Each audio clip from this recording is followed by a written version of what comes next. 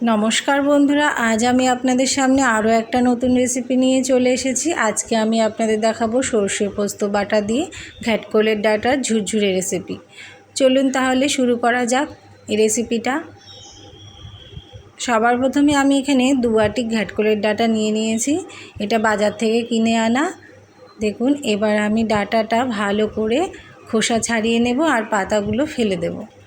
পাতাগুলো বাটা খাওয়া যায়, কিন্তু পাতাগুলো না একটু পাকা, তাই আমি পাতাগুলো আর ব্যবহার করব না, পাতাগুলো ফেলে দেব। এবার আমি এখানে থালায় দেখুন কিছু পটল আর কাঁঠালের আটি আর একটা আলু কুচিয়ে নিয়েছি। এবার সবগুলোকে ভালো করে ধুয়ে নেব। খুব ভালো করে আমি কষলিয়ে ধুয়ে নিয়েছি যাতে কোনো রকম নোংরা না থাকে। এবার আমি ডাঁটাগুলো সুন্দর খোসা ছাড়িয়ে দেখুন ছোট ছোট টুকরো করে কেটে নিয়েছি। এবার কড়াইয়ের মধ্যে সর্ষের তেল দিয়ে দিয়েছি আর দিয়ে দিলাম 2-3টে শুকনো লঙ্কা আর দিয়ে দিচ্ছি 1 চামচ সর্ষে ফোড়ন। ফোড়নটা দিয়ে একটু নেড়ে চেড়ে ভালো করে ভেজে নেব। দেখুন ফোড়নটা প্রায় ভাজা হয়ে গেছে, শুকনো লঙ্কাগুলো একটু লাল লাল হয়ে এসেছে। এবার আমি কেটে ধুয়ে রাখা সবজিগুলো সব এই কড়াইয়ের তেলের মধ্যে দিয়ে দেব।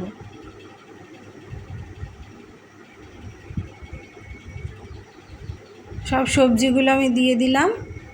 এবার ভালো করে উল্টে পাল্টে সবজিগুলো একটু নেড়ে নেব। সবজিগুলোকে বেশ কিছুক্ষণ 5-7 মিনিট একটু ভেজে নেব, এইভাবে লবণ হলুদ ছাড়াই। আগেই আমি লবণটা দেব না, তাহলে সবজি দিয়ে জল বেরিয়ে যাবে আর সবজিটা ভাজা হবে না, সেদ্ধ সেদ্ধ হয়ে যাবে। এদিকে সবজি ভাজা হতে হতে চলুন এদিকে ডাঁটাটা আমি সেদ্ধ করে নিই। একটি পাত্র গ্যাসে বসিয়ে আমি তার মধ্যে দিয়ে দিলাম খানিকটা জল। জলটা হালকা গরম হতে হতে আমি সবজিটা ওদিকে একটু নেড়ে নিই, নাহলে কড়াই লেগে যেতে পারে। একটু উল্টে পাল্টে দিচ্ছি। দেখুন প্রায় জলটা মরে গেছে এবং তেল তেল ছেড়ে দিয়েছে সবজি দিয়ে। এবার আমি গরম জলের মধ্যে দিয়ে দিচ্ছি ডাঁটাগুলো।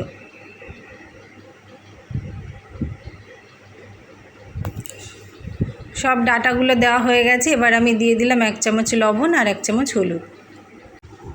হলুদ লবণটা ভালো করে আমি একটু চামচ দিয়ে সারা জলের মধ্যে মিশিয়ে দেব। দিয়ে এটা যতক্ষণ না ফুটছে আমি অপেক্ষা করব। দেখুন সবজিটা আমার প্রায় ভাজা হয়ে গেছে। এবার আমি এর মধ্যে দিয়ে দিচ্ছি 1 চামচ লবণ আর 1 চামচ হলুদ। এবার আমি এটাকে ভালোভাবে নেড়ে নেব। যদি আগে লবণটা দিতাম তাহলে না সবজিটা আমার কড়াইয়ে লেগে যেত, ওই জলটা বেরিয়ে যেত আর সবজিটাও ভাজা হতো না, সবজিটা কড়াইয়ে একদম গা মাখা হয়ে যেত, এরকম গোটা গোটা থাকতো না, তাই আমি লবণটা পরে দিলাম।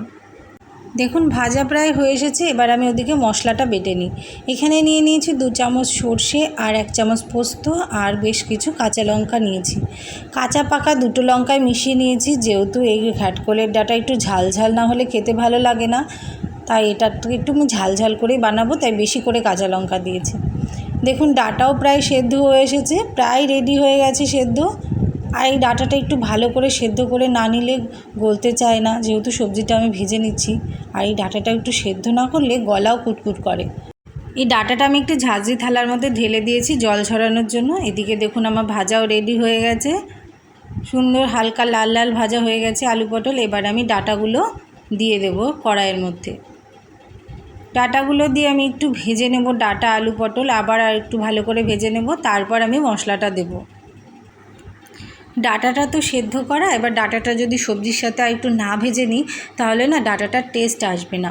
এই জন্য আমি এটাকে আর একটু ভালো করে সবজির সাথে নেড়ে ভেজে নেব। ডাঁটাটা আমি সবজির সাথে প্রায় 10 মিনিট মতো লো টু মিডিয়াম ফ্লেমে জোর দিয়ে আমি ভেজে নিয়েছি। এবার আমি দিয়ে দিচ্ছি ডাঁটার মধ্যে 1 চামচ হলুদ। সিদ্ধর সময় যে হলুদটা দিয়েছিলাম সেটা তো প্রায় জলের সাথে বেরিয়ে গেছে, এই জন্য আমি আরও 1 চামচ এখন হলুদটা দিয়ে দিলাম। এবার আমি দিয়ে দেব বেটে রাখা মশলা। মশলাটা দিয়ে আমি পুরো সবজির সাথে উল্টে পাল্টে গামাখা করে মিশিয়ে নেব। এবার আমি মশলার বাটিটা ধুয়ে সামান্য একটু জল দিয়ে দিচ্ছি, এই প্রায় 1/2 কাপ মতো জল দিয়ে দিলাম। আর আমি জল দেব না, এবার এই সবজিটাকে মশলার সাথে পুরো ভাজা ভাজা করব। যতক্ষণ না হালকা তেল তেল বেরোচ্ছে ততক্ষণ আমি এটাকে রান্না করতে থাকব। দেখুন পুরো সবজির সাথে মশলা মেশানো হয়ে গেছে। এবার আমি এটাকে গ্যাসের জোর একদম বাড়িয়ে দিয়ে আমি এটাকে ভাজতে থাকব। আর এটাকে ঘন ঘন নাড়তে হবে, না হলে কড়াইয়ে লেগে যাবে। আপনারা চাইলে লো ফ্লেমেও দিয়ে রান্নাটা করতে পারেন, কিন্তু এইভাবে রান্না করতে অনেক টাইম লেগে যাবে, তাই আমি মিডিয়াম টু হাই ফ্লেমে দিয়ে রান্নাটা করব।